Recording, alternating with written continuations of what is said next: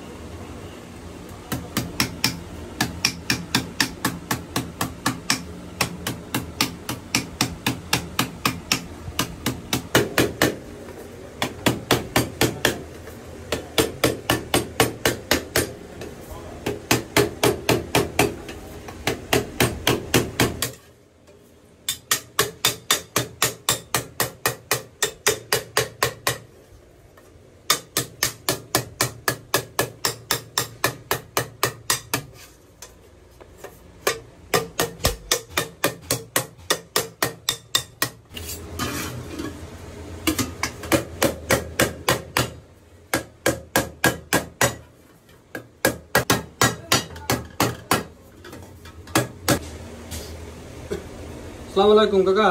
ওয়ালাইকুম আসসালাম। আপনি ভালো আছেন? আলহামদুলিল্লাহ।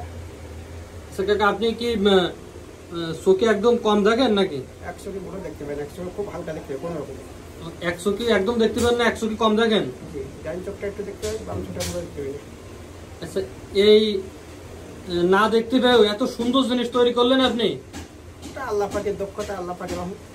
আল্লাহ পাক আপনার দক্ষতা দিয়েছে তাই তৈরি করেন?